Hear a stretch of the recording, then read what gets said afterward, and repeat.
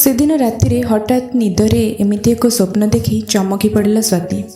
ବିଛଣାରୁ ଉଠି ବସି ପଡ଼ିଲା ମାତ୍ରକେ ସ୍ୱାମୀ ଅରୁଣଙ୍କ ନିଦ ମଧ୍ୟ ଭାଙ୍ଗିଗଲା ଓ ଉଠି ପଚାରିଲେ, କ'ଣ ହେଲା, କାହିଁକି ଏମିତି ଉଠିଲ? କିଛି ଖରାପ ସ୍ୱପ୍ନ ଦେଖିଲ କି? ଦେହ ତାର ଥରୁଥିଲା ଓ ସେ କିଛି ଖୋଜିବା ମୁଦ୍ରାରେ ଏଣେ ତେଣେ ଚାହିଁ ହେଉଥିଲା, ହେଲେ କେହି କୁଆଡ଼େ ନଥିଲେ।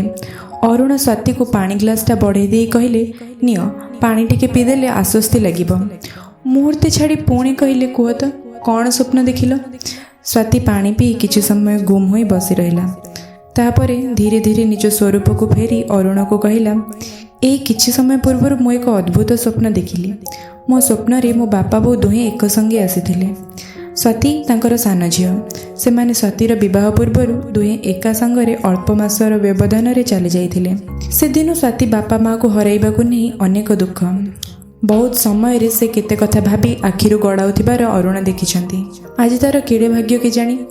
ସ୍ୱାତିର ବାପା ରୋଗରେ ପଡ଼ିଥିବା ବେଳେ ତାର ପିଉସୀ ଆସିଥିଲେ ଓ ସ୍ୱାତି ପିତାଙ୍କ ସେବା କରୁଥିବା ଦେଖି ଖୁସି ହୋଇ କହିଲେ, ମା ଲୋ, ତୋତେ ଦେଖି ମନେ ହୁଏ ତୋତେ ଈଶ୍ୱର ଭଲ ଶାଶୁ ଶ୍ୱଶୁର ନିଶ୍ଚିତ ଦେବେ। ଏମିତି ଝିଅକୁ ଭଲ ଘରଟିଏ ନିଶ୍ଚିତ ମିଳେ। ତୋ ଜୀବନ ସୁଖମୟ ହେଉ। ବାପା ମାଆଙ୍କ ଗଲା ପରେ ଭାଇ ଭାଉଜମାନେ ମିଶି ସ୍ୱାତିକୁ ବିବାହ ଦେଲେ। ସେତେବେଳେ ଅରୁଣ ଏକ ଲିମିଟେଡ୍ କମ୍ପାନୀରେ ଚାକିରି କରୁଥିଲେ। ସେମାନେ ବିବାହ ପରଠାରୁ 10 ବର୍ଷ ଧରି ବାହାରେ ଏକ ସଙ୍ଗେ ରହି ଆସୁଛନ୍ତି। ଅରୁଣ ଜଣେ ଶାନ୍ତ ଓ ସ୍ୱାଭାବିକ ପ୍ରକୃତିର ମଣିଷ। ସ୍ତ୍ରୀ ପିଲାକୁ ଧରି ଛୁଟି ହେଲେ ଯାଇ ଗାଁ ଆଡ଼ୁ ବୁଲି ଆସନ୍ତି। ସମସ୍ତଙ୍କ ସୁଖ ଦୁଃଖ ମଧ୍ୟ ବୁଝନ୍ତି। ଏ ଭିତରେ ତାଙ୍କର ଝିଅଟିଏ ଖୁବ୍ ଚପଳ ଓ ବିଦ୍ୟା ବୁଦ୍ଧିରେ ମଧ୍ୟ ବିଚକ୍ଷଣ। ଅରୁଣଙ୍କ ବାପା ଗତ 4 ବର୍ଷ ହେଲା ଗଲେଣି ଆରପାରିକୁ। ଏବେ ମା, ବଡ଼ ଭାଇ ଆଉ ଭାଉଜଙ୍କ ସହ ଗାଁରେ ରହନ୍ତି।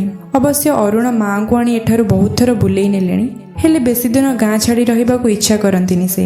ସହରକୁ ଆସିଲେ ସ୍ୱାତି ତାଙ୍କର ଖୁବ୍ ଆଦର ଯତ୍ନ କରେ ଓ ସାନ ବୋହୂ ହିସାବରେ ସ୍ୱାତିକୁ ସେ ଖୁବ୍ ଆଦର କରନ୍ତି। ପ୍ରେଗନେଣ୍ଟ ଥିବା ସମୟରେ ଶାଶୁ ତାର ଯତ୍ନ ବି ଖୁବ୍ ଭଲରେ ନେଇଥିଲେ।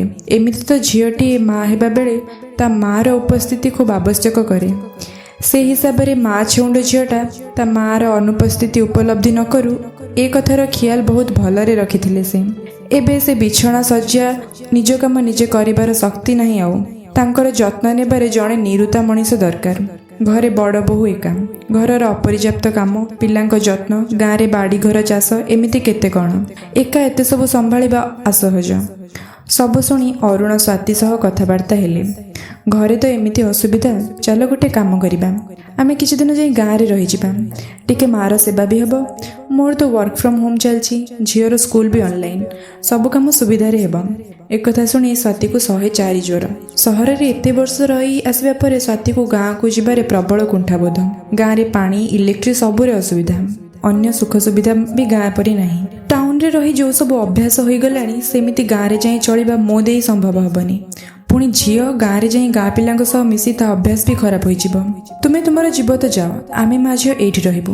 ଅରୁଣଙ୍କ ଲକ୍ଷ୍ୟ ପ୍ରୟାସ ହାର ମାନିଗଲା। ପରେ ସେ ଚୁପ୍ ରହିଲେ ଓ ଏକା ବାହାରିଲେ ଗାଁ ଯିବାକୁ। ରାତିରେ ସବୁ ପ୍ୟାକିଂ କରି ରଖିଥାନ୍ତି, ମନରେ ଅଜସ୍ର ଦୁଃଖ। ରାତିରେ ସମସ୍ତେ ଖାଇ ଶୋଇଲେ। ସକାଳେ ଶୀଘ୍ର ଉଠି ଅରୁଣ ଗାଁକୁ ଯିବେ।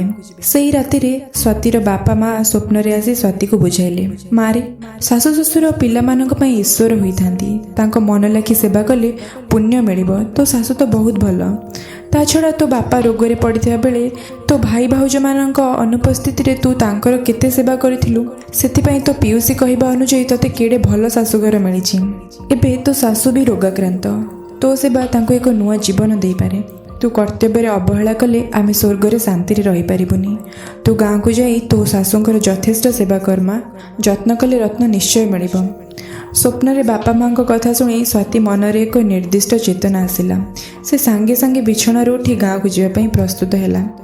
ସ୍ୱାତିର ଆଚରଣ ଦେଖି ଅରୁଣ ଭିତରେ ଭିତରେ ଖୁସିରେ ଫାଟି ପଡ଼ୁଥିଲେ।